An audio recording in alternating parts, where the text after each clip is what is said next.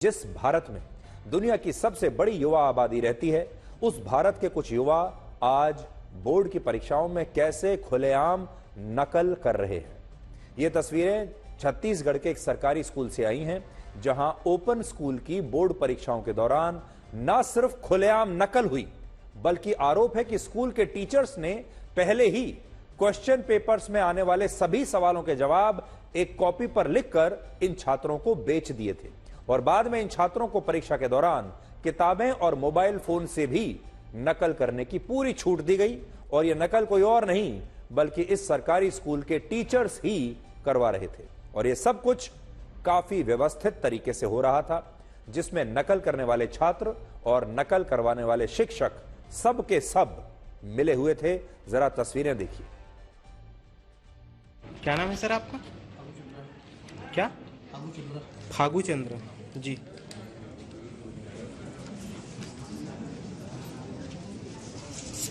Sir आप लोग checking करते हैं कि नहीं करते हैं? अच्छा, कौन करता है चेकिंग? कहाँ है परीक्षक? कौन है? आप हैं सर क्या? यहाँ इस काप के पास देखिए, इस काप को देखिए सर, आइए इस काप को देखिए, उसको निकालिए, इस काप को वहाँ से निकालिए। आप निकालो ना, निकालो, सामने में निकालो, सामने में वीडियो बन रहा है ना, निकालो। क्या है सर? रुको, मेनू माइस मत करना, दिखाओ सामने में, पकाओ सर। यहाँ क्या नाम है आपका? एडमिट कार्ड कहाँ है आपका? कार्ड लिए है सर। एडमिट कार्ड दिखाओ ना जी। ये नकल कर रहा था। इस बारे में हमारे जिला प्रशासन के भी संज्ञान में आया गया है। इस पे त्वरित कार्यवाही के लिए मैंने निर्देश दिए हैं। डीओ को हम लोगों ने निर्देशित किया है, साथ ही जो रेवेन्यू ऑफिसर्स हैं एसडीएम, उनको भी कहा है और साथ ही पुलिस प्रशासन को भी बोला है कि आप जो है वहां बेसिकली व्यवस्था बनाएं और चेक करें और समुच्चय जो हो सके पॉसिबल, मतलब वहां बेसिकली गार्डिंग हो सके कि इस तरह की चीजें ना हो। छत्तीसगढ़ की ये तस्वीरें इस बात का प्रमाण है कि हमारे देश में बेईमानी से पास होने वाले छात्रों की आज भी कोई कमी नहीं। और इसलिए सोचिए, जब ये छात्र स्कूल से पास होकर कॉलेज में जाएंगे और वहां भी ऐसे ही नकल से परीक्षाएं देंगे, मेहनत नहीं करेंगे और फिर सरकारी नौकरियों की भर्ती के लिए ये परीक्षाएं देंगे, तो उन परीक्षाओं में भी ये छात्र ऐसे ही बेईमानी करेंगे। और नहीं करेंगे तो और क्या करेंगे? विकल्प क्या है? और इसलिए ये नकल कभी रुकने वाली नहीं है। सोचिए, यह नकल उन छात्रों के साथ कितना बड़ा अन्याय है जो परीक्षाओं में पास होने के लिए दिन रात ईमानदारी से परिश्रम करते हैं और पूरी तैयारी करके परीक्षा देने के लिए आते हैं, लेकिन कुछ छात्रों की बेईमानी की वजह से इन ईमानदार छात्रों की मेहनत पर पानी फिर जाता है। आपको जानकर आज बड़ी हैरानी होगी कि भारत के ज्यादातर स्कूलों में 5वीं कक्षा के बाद से ही परीक्षाओं में नकल शुरू हो जाती है और इस नकल का एक बड़ा कारण यह होता है कि हमारे देश में शिक्षा व्यवस्था बहुत ही कमजोर है और बहुत सारे सरकारी स्कूल तो ऐसे हैं जहां 400 से 500 बच्चों को पढ़ाने के लिए सिर्फ 1 से 2 टीचर ही मौजूद हैं। 1 या 2 टीचर मिलकर 500 बच्चों को पढ़ा रहे हैं और अब भी हमारे देश के सरकारी स्कूलों में शिक्षकों के 8 लाख पद खाली पड़े हुए हैं और इसीलिए शायद ये नकल हमारे देश में रुकने का नाम ही नहीं लेती और सरकारें भी शिक्षा व्यवस्था पर ज्यादा जोर नहीं देती। और जो छात्र बेईमानी से पास होना चाहते हैं उन्हें नकल अच्छी नहीं बल्कि बहुत अच्छी लगने लगती है। लेकिन अलग अलग अध्ययन ये कहते हैं कि ये नकल भारत की युवा शक्ति को खोखला कर रही है। वी बॉक्स नाम की एक संस्था की एक स्टडी के मुताबिक शिक्षा व्यवस्था में खामियों और नकल की वजह से भारत में कुछ वर्षों के बाद ग्रेजुएशन की पढ़ाई करने वाले 50% से ज्यादा छात्र ऐसे होंगे जिनके पास नौकरियां नहीं होंगी और ये छात्र भी नौकरियों के लिए योग्य नहीं होंगे। और यहां बात सिर्फ एक स्टडी की नहीं है, ये तो एक अध्ययन है। वर्ल्ड इकोनॉमिक फोरम की एक और रिपोर्ट के मुताबिक भारत में अभी हर 5 इंजीनियर्स में से 4 इंजीनियर नौकरी के योग्य नहीं है और इसी तरह एमबीए की पढ़ाई करने वालों में हर 4 में से 1 छात्र नौकरी पाने के योग्य नहीं है। इसके अलावा जिन छात्रों के पास बीकॉम की डिग्री है उनमें से 40%, जिनके पास बैचलर ऑफ साइंस यानी बीएससी की डिग्री है उनमें से 63%, पॉलिटेक्निक की पढ़ाई करने वाले 72% और जिनके पास बैचलर ऑफ फार्मेसी की डिग्री है उनमें से 43% छात्र नौकरी के योग्य ही नहीं है। और बड़ी बात यह है कि इन छात्रों को हमारे देश में बेरोजगार माना जाता है, जबकि हकीकत में ये नौकरियों के योग्य नहीं है। और इसका कारण यह है कि इन छात्रों ने नकल करके अपनी परीक्षाएं पास की हैं और इसीलिए इनके पास डिग्री तो है लेकिन नौकरी नहीं है। और उसका बड़ा कारण यह है कि ये नौकरी के योग्य नहीं है। भविष्य में यह संकट और भी ज्यादा बढ़ने वाला है, क्योंकि हमारे देश में किसी भी स्तर पर नकल आज भी रुक नहीं रही है। देखिए, हमने आपको बताया कि उत्तर प्रदेश में जो पुलिस कांस्टेबल की भर्ती थी उसमें कैसे खुलेआम क्वेश्चन पेपर लीक हो गया, बिक गया, नकल हो रही थी। थोड़े दिन पहले हमने आपको हरियाणा के एक स्कूल के बारे में बताया, आज के जमाने में वहां भी खुलेआम नकल हो रही थी। आज हमने आपको छत्तीसगढ़ का ये स्कूल दिखाया। और सिर्फ बात इन राज्यों की नहीं है, आप हमारे देश में किसी भी स्कूल कॉलेज में चले जाइए, आपको ऐसे ही नकल होते हुए मिल जाएगी। और अब तो बड़ी बात यह है कि नकल करना हमारे समाज में बुरा नहीं माना जाता। हमारे स्कूल के शिक्षक वो खुद नकल करवा रहे हैं और नकल का असल में हमारे देश में तेजी से विकास होता जा रहा है। तो नकल जो है आजकल उसमें सबसे ज्यादा विकास है, सबसे ज्यादा ग्रोथ है। और ये जो नकल है ये हमारे देश में कल भी थी, आज भी है और कल भी रहेगी। यानी नकल आज, कल और शायद हमेशा ही रहेगी। तो आप देख लीजिए, कुछ चीजें ऐसी होती हैं जो कल भी थीं, जो आज भी हैं और कल भी रहेंगी, और नकल उनमें से एक है। नकल असल में हमारी शिक्षा व्यवस्था में एक कैंसर की तरह है। हमारे देश में ज्यादातर लोग यही सोचते हैं कि परीक्षाओं में कुछ छात्रों के नकल करने से क्या होता है, क्या बिगड़ जाएगा किसी का अगर कुछ बेचारे कुछ छात्र पास हो जाएंगे तो। लेकिन कड़वा सच ये है कि इस नकल से सबसे ज्यादा नुकसान आम आदमी का ही होता है। सबसे ज्यादा नुकसान उन परिवारों का होता है जिनके बच्चे मेहनत से परीक्षा देने के लिए जाते हैं, जिनके बच्चे लायक हैं। आप खुद सोचिए, अगर कोई छात्र बेईमानी से पास होकर डॉक्टर बनता है तो वो मरीजों का कैसे इलाज करेगा। कोई छात्र बेईमानी से पास होकर इंजीनियर बनता है तो कैसे सड़कें बनाएगा, पुल बनाएगा, बांध बनाएगा, और फिर उनका क्या होगा आप समझ लीजिए। अगर कोई छात्र बेईमानी से पुलिस फोर्स में भर्ती होता है, जैसे कि उत्तर प्रदेश में हो रहा था, तो वो कैसे ईमानदारी से काम करेगा, कैसे जनता के साथ न्याय करेगा। और अगर कोई छात्र बेईमानी से वकील बनता है तो कैसे हमारे देश की न्यायिक प्रक्रिया के साथ इंसाफ करेगा। इसीलिए आज हम ये कह रहे हैं कि ये जो कुछ छात्र बेईमानी से परीक्षाओं में पास होते हैं, उनकी इस बेईमानी का सीधा असर इस देश के लोगों और यहां की व्यवस्था पर पड़ता है। आपके जीवन पर इसका सीधा असर पड़ता है, चाहे आप इन बच्चों को जानते हैं या नहीं जानते। आपका इन छात्रों से दूर दूर तक कोई लेना देना नहीं है, फिर भी एक ना एक दिन आपके जीवन पर इनका असर जरूर पड़ेगा। जब ये सरकारी नौकरियों में बैठेंगे या जिस भी नौकरी में जाएंगे या जो भी ये काम करेंगे, वहां ये दो चीजें आपको सामने आएंगी। एक, ये लायक नहीं होंगे काम करने के, बेईमानी करेंगे और काबिलियत ना होने की वजह से वो काम भी ठीक से नहीं कर पाएंगे। और इसे रोकने के लिए हमारी सरकारों को बहुत ही गंभीरता से सोचना चाहिए। दुर्भाग्य यह है कि आज भी हमारे देश में जो बड़ी बड़ी पार्टियां हैं, अब कहीं जाकर उन्होंने ये वादा करना शुरू किया है कि अगर वो सत्ता में आई तो नकल को रोक देंगी। लेकिन अब भी ऐसा लगता है कि सत्ता में चाहे कोई भी आ जाए, नकल रुकने का नाम नहीं ले रही है। और आज भी आपके जीवन में कोई भी अगर ऐसी बात होती होगी तो आप समझ भी नहीं पाएंगे कि आपको न्याय क्यों नहीं मिल रहा, आपको अच्छी सर्विस क्यों नहीं मिल रही। क्योंकि हो सकता है आपका पाला भी किसी ऐसे ही व्यक्ति से पड़ा हो जो कि नकल करते करते यहां तक पहुंचा है, जिसने बेईमानी से डिग्री ली है, जिसने बेईमानी से नौकरी ली है, जिसने बेईमानी से परीक्षाएं पास की हैं, और अब आज उसका वास्ता आपसे पड़ रहा है। और आपको लगता होगा कि हमारा देश तरक्की क्यों नहीं कर रहा, हमारे यहां सर्विसेज अच्छी क्यों नहीं हो रही, और हमारे यहां लोग काम क्यों नहीं करते। आपको यह बताएंगे कि झारखंड के पूर्व मुख्यमंत्री हेमंत सोरेन के दिवंगत भाई की पत्नी सीता सोरेन ने आज बीजेपी क्यों ज्वाइन कर ली।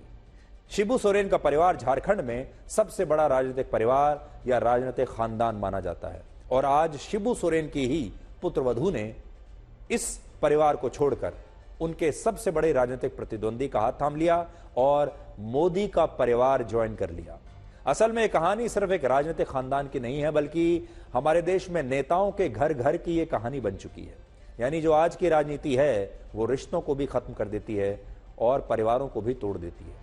इस बार स्वर्गीय रामविलास पासवान के पुत्र चिराग पासवान अपने ही सगे चाचा पशुपति कुमार पारस के खिलाफ चुनाव लड़ सकते हैं।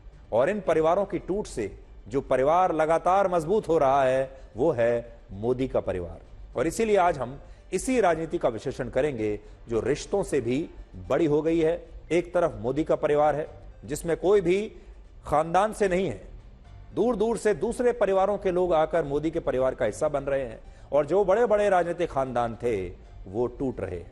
लेकिन सबसे पहले मैं आपको सीता सोरेन की एक चिट्ठी पढ़कर सुनाना चाहता हूं। सीता सोरेन ने आज एक चिट्ठी लिखी है, और ये चिट्ठी उन्होंने लिखी है गुरुजी बाबा को, यानी अपने ससुर शिबू सोरेन को, जो कि जेएमएम के संस्थापक भी हैं। और उन्होंने लिखा है, आदरणीय गुरुजी बाबा, केंद्रीय अध्यक्ष झारखंड मुक्ति मोर्चा।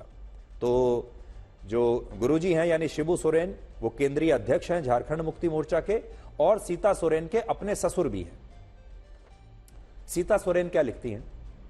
मेरे स्वर्गीय पति श्री दुर्गा सोरेन, जो कि झारखंड आंदोलन के अग्रणी योद्धा और महान क्रांतिकारी थे, उनके निधन के बाद से ही मैं और मेरा परिवार लगातार उपेक्षा का शिकार रहे।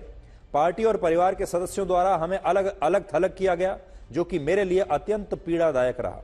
मैंने उम्मीद की थी कि समय के साथ स्थितियां सुधरेंगी, परंतु दुर्भाग्यवश ऐसा नहीं हुआ। झारखंड मुक्ति मोर्चा, जिसे मेरे स्वर्गीय पति ने अपने त्याग, समर्पण और नेतृत्व क्षमता के बल पर एक महान पार्टी बनाया था, आज वो पार्टी नहीं रही। मुझे यह देखकर गहरा दुख होता है कि पार्टी अब उन लोगों के हाथों में चली गई है जिनके दृष्टिकोण और उद्देश्य हमारे मूल्यों और आदर्शों से मेल नहीं खाते। शायद उनका जो इशारा है ये हेमंत सोरेन की तरफ है, जो कि इनके पति के छोटे भाई हैं। फिर वो आगे लिखती हैं, श्री शिबू सोरेन, गुरुजी बाबा के अथक प्रयासों के बावजूद, जिन्होंने हम सभी को एकजुट रखने के लिए कठिन परिश्रम किया, अफसोस कि उनके प्रयास भी विफल रहे। मुझे हाल ही में यह ज्ञात हुआ कि मेरे और मेरे परिवार के खिलाफ भी एक गहरी साजिश रची जा रही है। मैं अत्यंत दुखी हूं। मैंने यह दृढ़ निश्चय किया है कि मुझे झारखंड मुक्ति मोर्चा और इस परिवार को अब छोड़ना होगा, और इसलिए मैं प्राथमिक सदस्यता से इस्तीफा दे रही हूं। नीचे उनके साइन है सीता सोरेन। तो एक बहुत बड़ा राजनीतिक परिवार झारखंड का आज टूट गया। सीता सोरेन का यह भी आरोप है कि वर्ष 2009 में जब वो अपने पति दुर्गा सोरेन की मृत्यु के बाद राजनीति में आई थी, तब से ही उनकी और उनके परिवार की उपेक्षा हो रही है, और उनके साथ उनके ही परिवार की पार्टी में अन्याय हो रहा था। मेरे स्वर्गीय पति की बनाई हुई, खून से सिंची हुई ये पार्टी, उनका बहुत बड़ा सपना था झारखंडियों को, वो अधूरे छोड़ के चले गए। और आज तक हमने बहुत प्रयास किया कि हम झारखंडियों के लिए काम करें, लेकिन वो जगह हमें नहीं मिल पाई।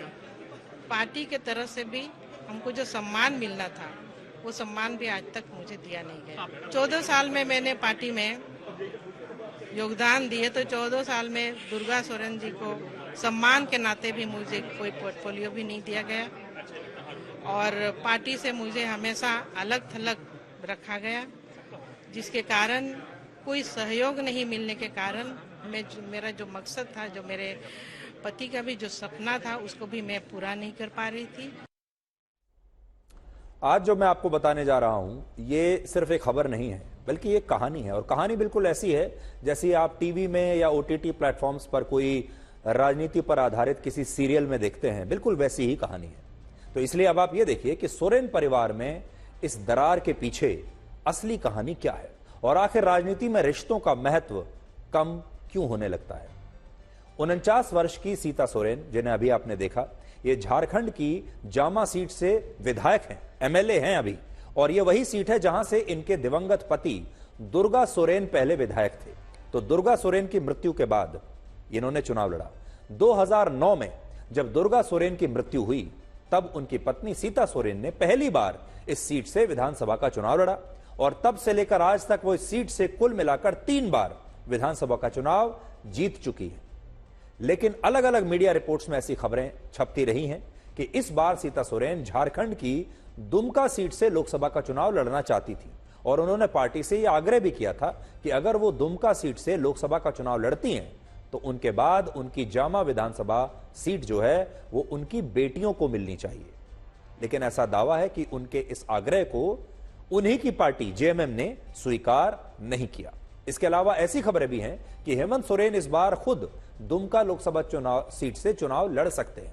तो हेमंत सोरेन की जो नजर थी वो भी इसी सीट पर थी, इसलिए उनकी भाभी सीता सोरेन के आग्रह को पार्टी ने स्वीकार नहीं किया और इस तरह सोरेन परिवार आज दो हिस्सों में बंट गया, जिसमें अब एक तरफ 80 वर्ष के शिबू सोरेन और उनके दो बेटे हेमंत सोरेन और बसंत सोरेन हैं और दूसरी तरफ हेमंत सोरेन की भाभी और शिबू सोरेन के दिवंगत पुत्र की पत्नी सीता सोरेन है और उनकी 3 बेटियां हैं जो अब बीजेपी में शामिल हो गई हैं। इसलिए अब यह परिवार दो हिस्सों में बंट गया है।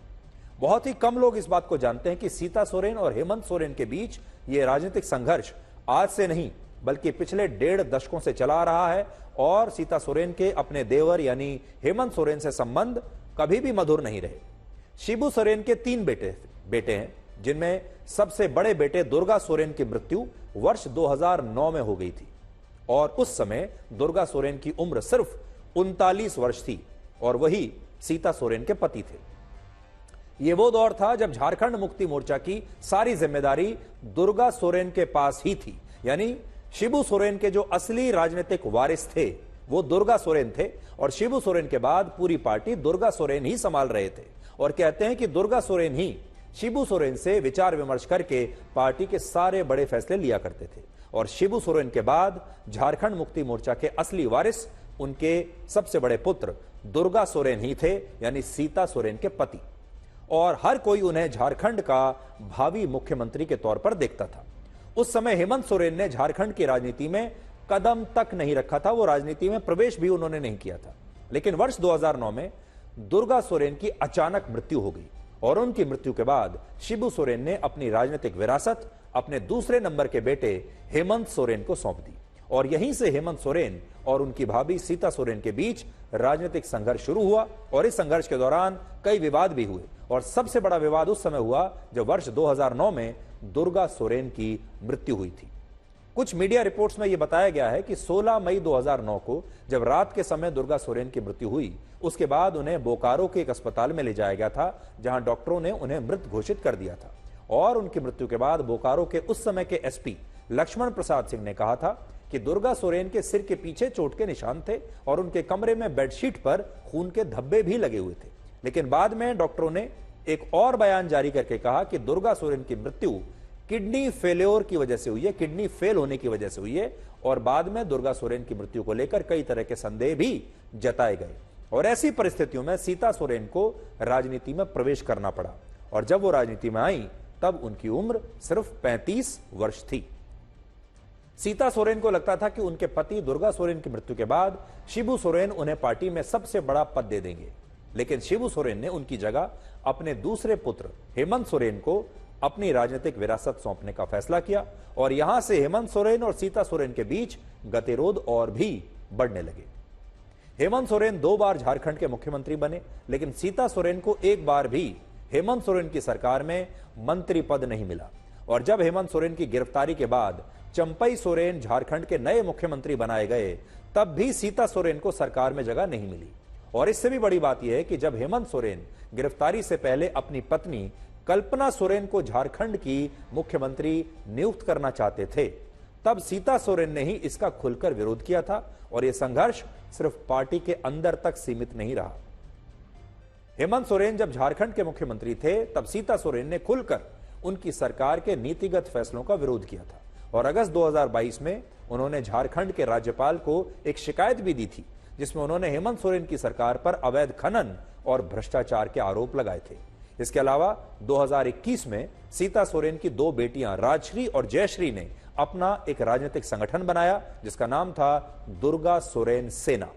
अब सोचिए, परिवारवाद की राजनीति में भी कितने संघर्ष होते हैं और इस राजनीति में रिश्तों का महत्व कई बार पूरी तरह से खत्म हो जाता है और एक महिला को इस परिवार में, राजनीतिक परिवार में कितना संघर्ष करना पड़ा होगा।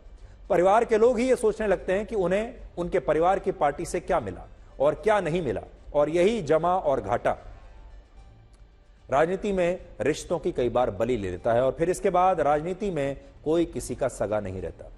ये बात हम सिर्फ झारखंड के संदर्भ में नहीं कह रहे। हाल ही में पश्चिम बंगाल में भी ममता बनर्जी ने अपने सबसे छोटे भाई स्वपन बनर्जी से इसलिए सारे रिश्ते खत्म करने का ऐलान कर दिया था क्योंकि उनके भाई हावड़ा सीट से टीएमसी उम्मीदवार के खिलाफ बतौर निर्दलीय लोकसभा चुनाव लड़ना चाहते थे। और यहां बात सिर्फ ममता बनर्जी के परिवार की नहीं है। इस बात को आप बिहार के उदाहरण से समझिए, जहां आज रामविलास पासवान के परिवार के 2 हिस्से देश ने देखे हैं। आज दिवंगत नेता रामविलास पासवान के भाई पशुपति कुमार पारस ने इसलिए मोदी सरकार में केंद्रीय मंत्री पद से इस्तीफा दे दिया क्योंकि बीजेपी ने उन्हें बिहार के में लोकसभा का चुनाव लड़ने के लिए एक भी सीट नहीं दी और जैसे ही उन्हें पता चला कि उन्हें सीट नहीं मिल रही है, उन्होंने इस्तीफा दे दिया। बिहार की 40 लोकसभा सीटों में से 16 सीटें बीजेपी ने जेडीयू को दी हैं, 5 सीटें चिराग पासवान की पार्टी को दी हैं, एक सीट जीतनराम मांझी और उपेंद्र कुशवाहा की पार्टी को दी और 17 लोकसभा सीटों पर बीजेपी खुद चुनाव लड़ रही है और बीजेपी ने एक भी सीट पशुपति पारस की पार्टी को नहीं दी, जिसकी वजह से पशुपति पारस ने आज केंद्रीय मंत्री के पद से इस्तीफा दे दिया और आरोप लगाया कि उनके साथ धोखा हुआ है। मैंने बहुत ईमानदारी, बहुत लगन से, वफादारी से मैंने एनडीए की सेवा की। आज भी मैं माननीय प्रधानमंत्री जी का शुक्रगुजार हूं और मैं आज भी वो देश के नेता हैं, बड़े नेता हैं, लेकिन हमारी पार्टी के साथ और व्यक्तिगत रूप से हमारे साथ नाइंसाफी हुई।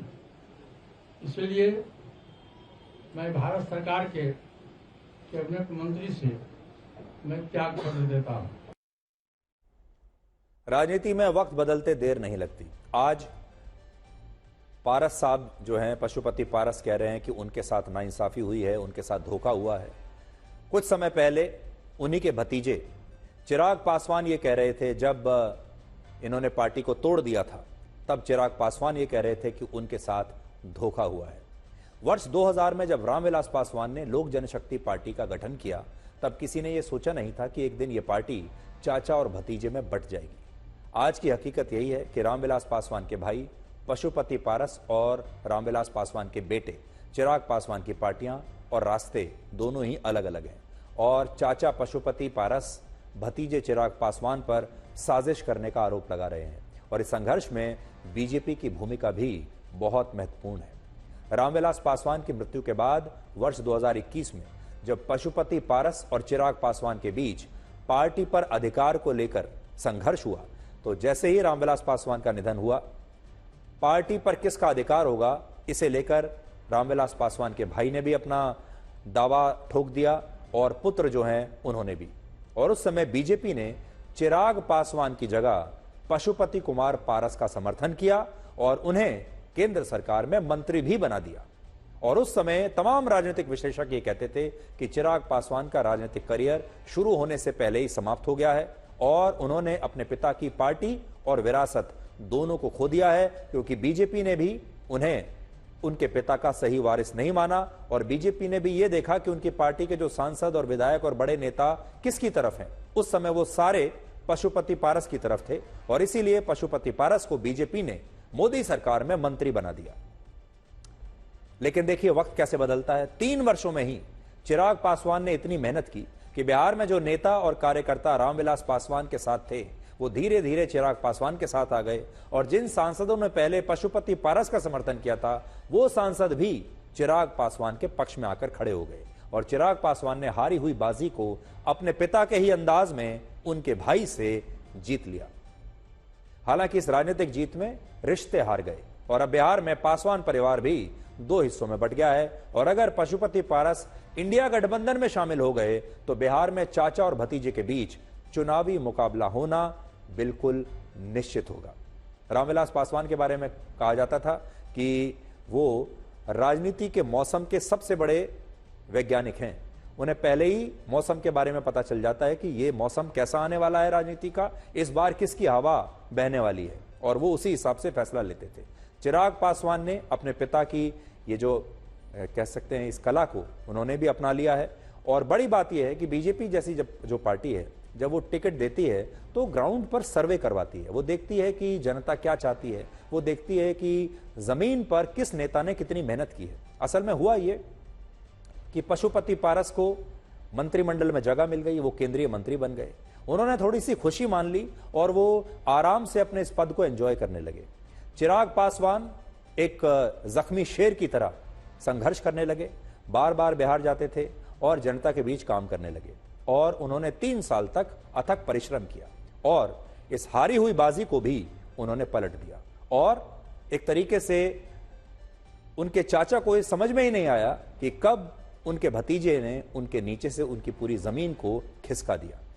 यहां एक दिलचस्प जानकारी यह भी है कि 2021 में जब बीजेपी ने चिराग पासवान की जगह उनके चाचा पशुपति कुमार पारस का समर्थन किया था, तब इसके पीछे एक बड़ा कारण नीतीश कुमार थे, जिन्होंने चिराग पासवान का विरोध किया और इसलिए और तब नीतीश कुमार और बीजेपी साथ साथ थे।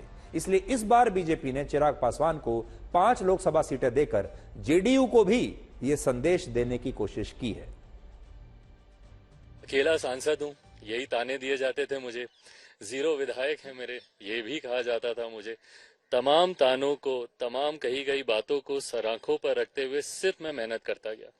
मुझे लगता है कि आज ये 5 सीटें एक सिंगल सांसद वाली पार्टी को मिलना, ये पार्टी और पार्टी के कार्यकर्ताओं की मेहनत, उनके संघर्ष को सम्मान देने के बराबर है। मेरे पिता के जाने के बाद वो ही मेरे पिता के स्थान पर थे। अगर मैं आपका अपना सगा बेटा होता तो आप इस तरीके से मुझे अकेला तो नहीं छोड़ देते, पर आपने वो मुझे माना ही नहीं। कभी आपने मुझे अपना बड़ा बेटा माना ही नहीं। यही कारण है कि आपने मुझे परिवार से भी अलग किया, पार्टी से भी अलग किया। तो शुरू में जब ये पार्टी टूटी और चिराग पासवान के चाचा को मंत्री बना दिया गया और बीजेपी ने चिराग पासवान का साथ नहीं दिया, तो चिराग पासवान जरूर निराश थे, उनका दिल भी टूट गया था। और ये हमारे देश के युवाओं के लिए भी एक बहुत अच्छा एग्जाम्पल हो सकता है कि निराशा के बाद, दिल टूटने के बाद भी अगर आप मेहनत करें तो आपको दोबारा से कुछ ऐसा मिलता है। अभी देखिए, हाल ही में प्रधानमंत्री मोदी ने जब एनडीए की एक बैठक बुलाई थी, उसमें उन्होंने चिराग पासवान को बहुत प्यार से और आत्मीयता के साथ कुछ इस तरह गले लगाया था। उस समय तो ये किसी ने सोचा नहीं था कि सीटों का बंटवारा कैसे होगा और आगे बीजेपी क्या करने वाली है। लेकिन इस फोटो को देखने के बाद ही ये चर्चा शुरू हो गई थी कि प्रधानमंत्री मोदी चिराग पासवान को पसंद करते हैं। प्रधानमंत्री मोदी को चिराग पासवान की ये जो मेहनत करने की शैली है, उनका ये जो परिश्रम है, ये दिखाई दे रहा है और उन्हें चिराग पासवान का ये जो अंदाज है, ये प्रधानमंत्री मोदी को पसंद आया है, वरना वो चिराग पासवान को ऐसे गले नहीं लगाते। और ये बात तभी स्पष्ट हो गई थी कि आने वाले समय में प्रधानमंत्री मोदी चिराग पासवान के साथ न्याय करेंगे और वो न्याय हो गया। झारखंड और बिहार की तरह महाराष्ट्र में भी ठाकरे परिवार के बीच चुनावी संघर्ष इस बार आपको देखने को मिल सकता है और राज ठाकरे की पार्टी बीजेपी के साथ गठबंधन में चुनाव लड़ सकती है। 55 वर्ष के राज ठाकरे उद्धव ठाकरे के पिता बाला साहब ठाकरे के भाई श्रीकांत ठाकरे के पुत्र हैं। लेकिन आज राज ठाकरे मोदी के परिवार में शामिल होकर अपने चचेरे भाई उद्धव ठाकरे के खिलाफ चुनाव लड़ सकते हैं। और राजनीति ऐसी ही होती है जिसमें रिश्तों का शायद कोई खास महत्व एक समय के बाद बचता नहीं है। और एक जमाने में राज ठाकरे को भी बाला साहब ठाकरे का असली उत्तराधिकारी माना जाता था और राज ठाकरे मेहनत भी बहुत कर रहे थे, लेकिन उत्तराधिकारी बने उद्धव ठाकरे, क्योंकि वही बाला साहब ठाकरे के पुत्र थे। और उस समय राज ठाकरे को यह बात बुरी लगी और उन्होंने अपनी अलग पार्टी बना ली। बताएंगे कि कांग्रेस के लगभग सभी बड़े नेता चुनाव लड़ने के बजाय पार्टी को चुनाव लड़वाना क्यों चाहते हैं। ये कांग्रेस में एक नई चीज सामने आ रही है कि कांग्रेस के तमाम जो बड़े बड़े नेता हैं वो कोच बनना चाहते हैं, खिलाड़ी नहीं बनना चाहते। वो मैच में खेलना नहीं चाहते, सिर्फ कोचिंग देना चाहते हैं। वो बस बताना चाहते हैं कि कैसे कैसे खेलना है। वो चुनाव लड़वाना चाहते हैं, लड़ना नहीं चाहते। और ऐसी खबरें आ रही हैं कि कांग्रेस के लगभग सभी बड़े नेताओं ने लोकसभा चुनाव लड़ने से इनकार कर दिया है या वो लड़ने से बच रहे हैं। इनमें कांग्रेस के अध्यक्ष मल्लिकार्जुन खड़गे का भी नाम है। मल्लिकार्जुन खड़गे कर्नाटक की कलबुर्गी लोकसभा सीट से सांसद हैं और कर्नाटक में कांग्रेस इकाई चाहती है कि खड़गे साहब इस बार भी इस सीट से चुनाव लड़ें। लेकिन मल्लिकार्जुन खड़गे ने इस बार चुनाव लड़ने से इनकार कर दिया और कहा कि उनकी उम्र अब 83 वर्ष हो चुकी है। इस उम्र में आकर अब वो चुनाव नहीं लड़ना चाहते, बल्कि पार्टी को अध्यक्ष रहकर चुनाव लड़ाना चाहते हैं। खड़गे साहब की इस बात में दम हो भी सकता है, और उसकी दो बातें हैं। एक तो ये कि वो खुद पार्टी के अध्यक्ष हैं, उनकी जिम्मेदारियां अब बहुत बड़ी हैं। अगर वो खुद चुनाव लड़ेंगे तो अपने आप को सिर्फ एक सीट तक सीमित कर लेंगे। दूसरा, उनकी उम्र 83 वर्ष हो चुकी है और इस उम्र में चुनाव का कैंपेन करना और इतनी सारी जिम्मेदारियां संभालना आसान नहीं है। इसी तरह मल्लिकार्जुन खड़गे की तरह राजस्थान के पूर्व मुख्यमंत्री अशोक गहलोत ने भी चुनाव लड़ने से इनकार कर दिया है, ऐसा सूत्र कह रहे हैं। 72 वर्ष के अशोक गहलोत का कहना है कि उनकी जगह अब नई पीढ़ी को मौका मिलना चाहिए, इसलिए इस बार वो नहीं बल्कि उनकी जगह उनके बेटे वैभव गहलोत चुनाव लड़ेंगे। कांग्रेस के एक और नेता दिग्विजय सिंह ने भी चुनाव लड़ने से इनकार किया है और कहा है कि अब वो 77 वर्ष के हो चुके हैं, इसलिए चुनाव नहीं लड़ना चाहते।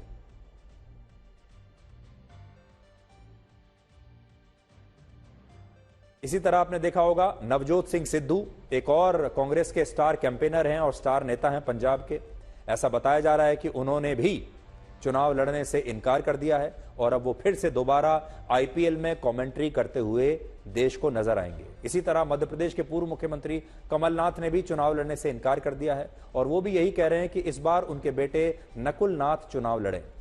असल में कमलनाथ तो पिछली बार वैसे ही क्षेत्रीय राजनीति में आ गए थे और वो मध्य प्रदेश के मुख्यमंत्री बन गए थे, इसलिए उन्होंने चुनाव नहीं लड़ा। और इस बार वो चाहते हैं कि अब उनकी पारी समाप्त हो चुकी है, अब उनका बेटा ही उनकी राजनीतिक विरासत को आगे बढ़ाए। अलवर सीट से सांसद रहे जितेंद्र सिंह, सचिन पायलट, नवजोत सिद्धू और उत्तराखंड के पूर्व मुख्यमंत्री हरीश रावत ने भी ऐसा कहा जा रहा है कि चुनाव लड़ने से इनकार कर दिया है। हालांकि सचिन पायलट तो खुद भी अभी विधानसभा के सदस्य हैं, लेकिन इस समय कांग्रेस में स्थिति यह है कि बड़े बड़े नेता चुनाव नहीं लड़ना चाहते और सिर्फ चुनाव लड़वाना चाहते हैं।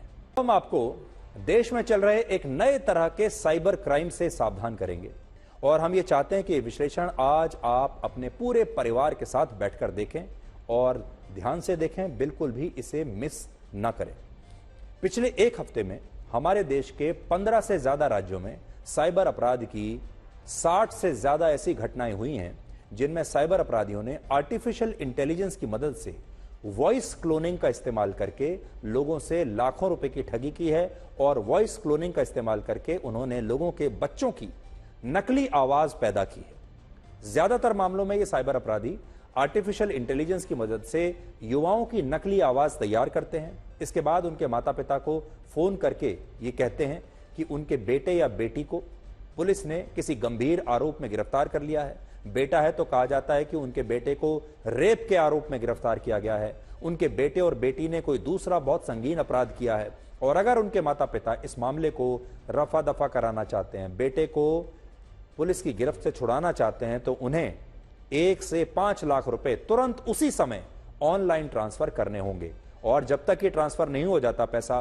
तब तक वो फोन रखने नहीं देते, काटने नहीं देते। माता पिता को विश्वास दिलाने के लिए ये साइबर अपराधी उन्हें उनके ही बच्चों की नकली आवाज भी फोन पर सुनाते हैं। ये आवाज आर्टिफिशियल इंटेलिजेंस के जरिए बनाई गई एक डीप फेक वॉइस होती है और ये असली आवाज से 90 से 95% तक मैच करती है और इसी वजह से जब माता पिता फोन पर अपने ही बच्चों की आवाज सुनते हैं और बच्चे उनसे ये कहते हैं कि हमें बचा लीजिए, हमें किसी तरीके से यहां से छुड़ा लीजिए, तो लोग विश्वास कर लेते हैं और फिर अपराध का शिकार हो जाते हैं और ये साइबर अपराधी उनके बैंक अकाउंट को खाली कर देते हैं।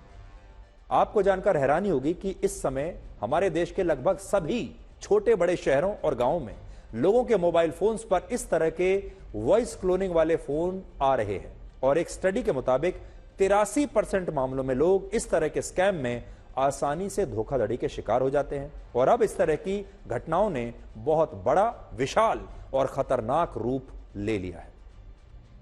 इसी हफ्ते मध्य प्रदेश के खरगोन में एक व्यक्ति को फोन करके कुछ लोगों ने कहा कि वो सीबीआई से हैं और उन्होंने इस व्यक्ति की बेटी को धोखाधड़ी के एक मामले में 2 और लड़कियों के साथ गिरफ्तार किया है और बड़ी बात यह है कि इन साइबर अपराधियों ने पूरे 2.5 घंटे तक इस लड़की के पिता को उसका फोन कॉल काटने नहीं दिया, यानी उसे फोन पर बंदी बना लिया। इन लोगों ने इस व्यक्ति को उसकी बेटी की आवाज भी सुनाई फोन पर, जो कि क्लोन की हुई आवाज थी, जिसमें उनकी बेटी रोते हुए ये कह रही थी कि उसके माता पिता कुछ भी करके उसे बचा ले। इस आवाज को जब उसके माता पिता ने सुना तो उन्होंने पूरी तरह विश्वास कर लिया कि बेटी इन्हीं के कब्जे में है और साइबर अपराधियों के अकाउंट में तुरंत 50,000 रुपए ऑनलाइन ट्रांसफर कर दिए। और यह सब कुछ 2.5 घंटे तक चलता रहा। 2.5 घंटे तक इन अपराधियों ने माता पिता को फोन रखने नहीं दिया, ना ही बाहर से कोई मदद मांगने दी। इस दौरान परिवार में से किसी ने इंदौर के एक हॉस्टल में रह रही इस लड़की के मोबाइल फोन पर कॉल भी किया, क्योंकि उनकी बेटी इंदौर में एक हॉस्टल में रहती थी। कॉल किया बेटी को, लेकिन जब बेटी ने कॉल रिसीव नहीं किया तो परिवार को यह लगा कि शायद सीबीआई के अधिकारी बनकर फोन करने वाले ये साइबर अपराधी सच ही बोल रहे हैं और उनकी बेटी इनके कब्जे में है। इसके बाद यह परिवार एक तरीके से बंधक बन गया और 50,000 रुपए ऑनलाइन ट्रांसफर करने के लिए तैयार हो गया। क्योंकि इस परिवार ने अपनी बेटी की क्लोन की हुई आवाज सुनी थी, इसलिए उन्होंने इन साइबर अपराधियों पर यकीन कर लिया और ये अपराधी पूरे 2.5 घंटे तक सीबीआई अफसर बनकर इस परिवार को डराते रहे और ठगते रहे, जबकि हकीकत में इनकी बेटी को कुछ नहीं हुआ था और वो अपने हॉस्टल में सुबह सुबह के वक्त सो रही थी और इसलिए क्योंकि वो सो रही थी उसने फोन नहीं उठाया। लेकिन साइबर अपराधियों ने वॉइस क्लोनिंग की मदद से इस परिवार को यह यकीन दिला दिया कि उनकी बेटी ने अपराध किया है और इन लोगों ने इस परिवार से 50,000 रुपए लूट भी लिए। सुबह 8:30 बजे हमारे पास कॉल आया, व्हाट्सएप कॉल, और उसमें उन्होंने बताया कि हम लोग, आपको पता है आपकी बेटी का क्या हुआ? मैंने पूछा क्या हुआ? तो बोले आपकी बेटी को सीबीआई ने अरेस्ट कर लिया और उसकी 3 फ्रेंड को। तो मैंने पूछा सर क्या प्रॉब्लम आ गई? तो बोले उन्होंने बताया कि आपकी बेटी ने और उसकी फ्रेंड ने मिलकर कोई फ्रॉड किया, तो सीबीआई ने उनको अरेस्ट किया हुआ है और आपकी बच्ची हमारे अंडर में। तो मैंने सर बताइए, हम लोग, हमारी फैमिली सारी इंदौर में है, तो हमारी फैमिली वहां पे आ जाती है। तो बोले नहीं, आप फैमिली को मत भेजो, अब हम आपको जो बताए वो करना। मैंने पूछा क्या करना सर? तो बोले देखो, हम यही का ये मामला रफा दफा कर देंगे, आपके घर में कितना निकल आएगा पैसा? मैंने बोला सर कुछ भी नहीं। और बोलते कि आपके पास कितना सोना निकलेगा? मैंने कहा वो भी नहीं पूछ।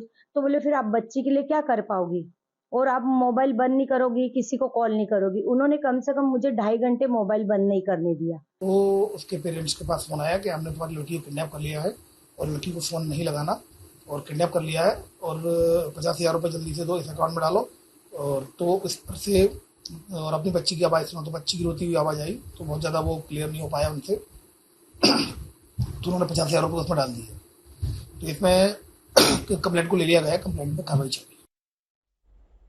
अब देखिए, ये नाम ध्यान से सुनिएगा आप।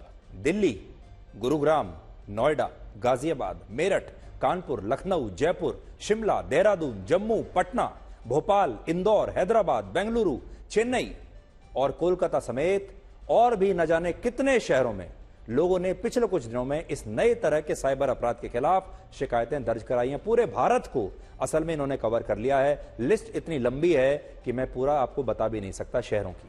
हर जगह लोगों को ऐसे कॉल आ रहे हैं, हर शहर में, हर राज्य में।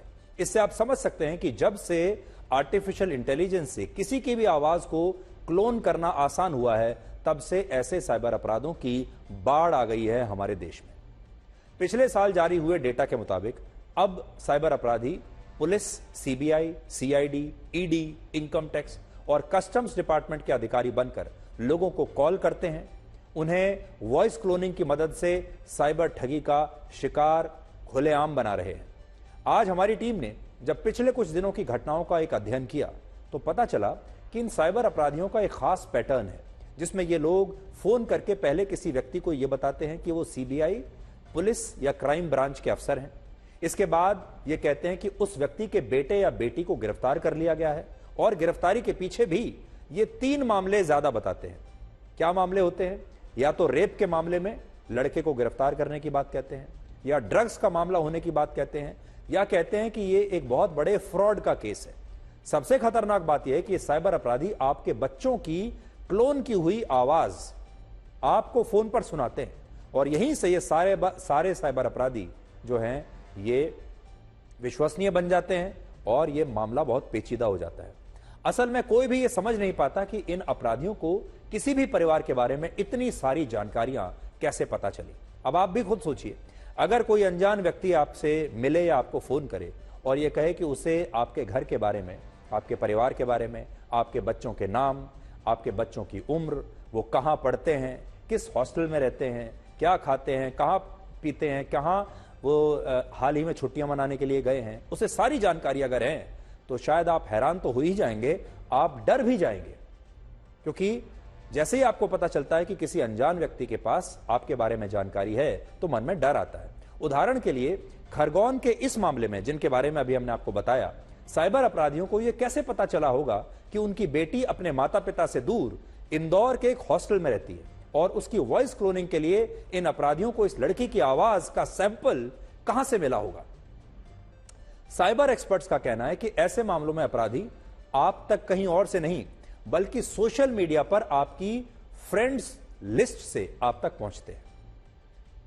जैसे मान लीजिए एक साइबर अपराधी ने किसी अनजान व्यक्ति को फेसबुक पर फ्रेंड रिक्वेस्ट भेजी और अगर यह व्यक्ति साइबर अपराधी की इस फ्रेंड रिक्वेस्ट को एक्सेप्ट कर लेता है तो उस अपराधी को इस व्यक्ति की सोशल लाइफ का पूरा एक्सेस मिल जाएगा, सारी फोटो देख पाएगा, आपकी सारे मूवमेंट देख पाएगा। यह अपराधी इस व्यक्ति की प्रोफाइल चेक करेगा, उसकी पोस्ट पर लिखे गए कमेंट्स को पढ़ेगा, कुछ ही समय में सब कुछ समझ में आ जाएगा कि इस व्यक्ति के परिवार में कौन कौन है, वो लोग क्या करते हैं, कहां आते हैं, कहां जाते हैं और इस परिवार के पास कितना पैसा हो सकता है। क्योंकि आज सारे ही लोग अपने घरों की तस्वीर डालते हैं, अपने गाड़ियों की तस्वीर डालते हैं, आप कहां खाना खाने के लिए जा रहे हैं वहां की तस्वीरें डालते हैं, आपके कपड़े, गाड़ी, मकान, आपके डिनर, लंच की तस्वीरें देखने के बाद कोई भी अंदाजा लगा सकता है कि आपकी आर्थिक स्थिति कैसी है। और क्योंकि आजकल लोग सोशल मीडिया पर अपने और अपने परिवार के छोटे से छोटे वीडियोस भी अपलोड कर रहे हैं, इसलिए इन साइबर अपराधियों को आपके परिवार के लोगों की वॉइस क्लोनिंग करने के लिए आसानी से उनका ऑडियो सैंपल मिल जाता है और इसके बाद जब इनकी रिसर्च पूरी हो जाती है तब ये आप पर अपना निशाना लगाते हैं और फिर आपको फोन करते हैं। हाल ही में एक सॉफ्टवेयर सिक्योरिटी कंपनी ने ऐसे साइबर अपराधों पर अध्ययन किया जिसमें पता चला कि आर्टिफिशियल इंटेलिजेंस से किसी की भी आवाज को क्लोन करने के लिए उस व्यक्ति की सिर्फ 3 सेकंड की रिकॉर्डिंग चाहिए होती है, 3 सेकंड की, और सिर्फ 3 सेकंड की रिकॉर्डिंग से साइबर अपराधी किसी की भी ऐसी नकली आवाज तैयार कर लेते हैं जो असली आवाज से 87% तक मैच करती है। अब यहां सबसे बड़ी बात यह है कि हो सकता है कि साइबर अपराधी सोशल मीडिया पर आपकी फ्रेंड लिस्ट में छिपकर बैठे हों और आपको पता भी ना हो। इसलिए अगर ऐसे अपराधों से बचना है तो आपको 5 चीजों का ध्यान रखना होगा। ध्यान से सुन लीजिए या नोट कर लीजिए। पहला, सोशल मीडिया पर किसी अनजान व्यक्ति की फ्रेंड रिक्वेस्ट को अब एक्सेप्ट ना करें। बहुत हो गई यारी दोस्ती, अब सावधान हो जाइए। दूसरा, सोशल मीडिया पर अपने और अपने परिवार से जुड़ी कम से कम जानकारी, जो निजी और प्राइवेट जानकारी है, कम से कम शेयर करें और कोई भी वीडियो सोशल मीडिया पर अपलोड करते हुए सावधान रहें। और हम तो यह कहेंगे कि आप अपना कोई भी ऑडियो या वीडियो अब सोशल मीडिया पर डालें ही नहीं। तीसरा, अगर कोई व्यक्ति आपको फोन करके कहता है कि वो सीबीआई, क्राइम ब्रांच या पुलिस से है तो ऐसे मामलों में आपको तुरंत साइबर क्राइम पुलिस की मदद लेनी चाहिए। आप विश्वास मत कीजिए बिल्कुल भी और सीधे पुलिस में रिपोर्ट कीजिए। इसके लिए आप national cyber crime helpline number note कर सकते हैं। देखिए मैं आपको बताता हूं, यह है 1930 ये आप याद कर लीजिए। 1930 ये नंबर है। अगर आपको कभी भी ऐसा लगे कि कोई आपके साथ ठगी कर रहा है, इस नंबर पर फोन कर दीजिए। चौथी बात, बहुत सारे मामलों में जब आपको कॉल आता है तो उस कॉलर आईडी पर पुलिस, सीबीआई, सीआईडी या क्राइम ब्रांच लिखा होता है और लोग ऐसी कॉलर आईडी देखकर उसे सच मान लेते हैं कि यह तो वाकई पुलिस की तरफ से फोन आ रहा है। जबकि हकीकत यह है, आजकल अलग अलग ऐप्स के जरिए कोई भी व्यक्ति अपनी कॉलर आईडी को एडिट करके उसमें कुछ भी नाम लिख सकता है। सीबीआई लिख सकता है, सीआईडी लिख सकता है, पुलिस लिख सकता है, कस्टम्स लिख सकता है। इसलिए कॉलर आईडी के झांसे में बिल्कुल ना आए। और साइबर अपराधी कैसे सोशल मीडिया के जरिए आपको निशाना बना रहे हैं उसे आप दिल्ली की इस घटना से समझिए, जहां पिछले दिनों एक परिवार छुट्टियां मनाने के लिए कहीं बाहर गया। इस दौरान इस परिवार के लोग लगातार सोशल मीडिया पर अपनी तस्वीरें पोस्ट करके दुनिया भर को बता रहे थे कि उनका पूरा परिवार कैसे साथ में छुट्टियां मना रहा है और कितने वो खुश हैं, कहां खाना खा रहे हैं, कहां ठहरे हुए हैं, सब कुछ बता रहे हैं। जिसके बाद अपराधियों ने दिल्ली में इनके घर पर चोरी कर ली और पुलिस ने यह बताया कि इन चोरों को सोशल मीडिया से यह पता चला कि इस परिवार के सारे लोग छुट्टी पर गए हुए हैं और उनका घर बंद पड़ा है। ऐसी घटनाओं पर पुलिस और साइबर सिक्योरिटी एक्सपर्ट्स का क्या कहना है, आज हम आपको यह भी सुनवाना चाहते हैं। इससे बचने के लिए अगर कोई भी व्यक्ति आपको सरकारी नंबर या निजी नंबर पे डीपी लगाकर किसी पुलिस अधिकारी के नाम से फोन करता है, कभी भी उसकी बात पर ध्यान न दें। अगर आवश्यक हो तो सीनियर पुलिस अधिकारियों का सभी का नंबर ऑफिशियल वेबसाइट uppolice.gov.in पर अवेलेबल है, उसको वहां से चेक करें। स्थानीय पुलिस थाने या एसपी ऑफिस में भी ऐसे पुलिस अधिकारियों के नंबरों की सूची उपलब्ध है। उन नंबरों को मिलाने के बाद ही इस पर विश्वास करें। तो हम अपने सारे दर्शकों से और परिवारों से यही कहना चाहते हैं कि अगर आपके पास ऐसा कोई कॉल आए तो आप सावधान रहिए और इन अपराधियों पर बिल्कुल भी विश्वास मत कीजिए। ये देखिए कि आज जब पाकिस्तान के कराची में गधों की रेस हो रही थी और पाकिस्तान के कब्जे वाले कश्मीर में यानी पीओके में बैलों की रेस कराई जा रही थी, तब श्रीनगर में पहली बार 17 मार्च को फॉर्मूला 4 कारों की रेस का आयोजन हुआ। और इन तस्वीरों से आज आप ये समझ सकते हैं कि आज हमारा कश्मीर कैसे बदल रहा है और पाकिस्तान के कब्जे वाले कश्मीर में आज भी बैलों और गधों की रेस हो रही है और हमारे यहां फॉर्मूला 4 कारों की रेस श्रीनगर में हो रही है। दोनों का एक तुलनात्मक विश्लेषण तस्वीरों के जरिए जरा देखिए। 90 के दशक में एक बार मैं कश्मीर रिपोर्टिंग करने के लिए गया था और रात को लगभग 8 साढ़े 8 बजे के करीब डल लेक के किनारे जो सड़क है वहां पर मैं खाना खाने के बाद घूम रहा था। अचानक से आर्मी के लोग आए, पुलिस के लोग आए और उन्होंने मुझे कहा कि आप यहां बिल्कुल मत घूमिए क्योंकि ये जगह खतरे से खाली नहीं है, कभी भी आपकी हत्या हो सकती है, गोली चल सकती है, तुरंत अपने कमरे में होटल में लौट जाइए, यहां दिन छिपने के बाद घूमना सुरक्षित नहीं है। और आज आप देखिए उसी श्रीनगर में उसी जगह डल लेक के किनारे फॉर्मूला 4 कारों की रेस हो रही है और यह कल्पना से परे है। आज से कुछ वर्ष पहले तक हम ये सोच भी नहीं सकते थे कि जम्मू कश्मीर का इतना बड़ा कायापलट और कश्मीर घाटी में आपको ये सब कुछ देखने को मिलेगा। और ये सब कुछ हुआ है संविधान में इस बदलाव के बाद और 370 हटने के बाद। हम बड़े हो जाते हैं तो हमारे हाथों से पेंसिल लेकर पेन शायद इसलिए थमाया जाता है ताकि हम ये समझ जाएं कि हमारी गलतियों को मिटाना अब आसान नहीं है।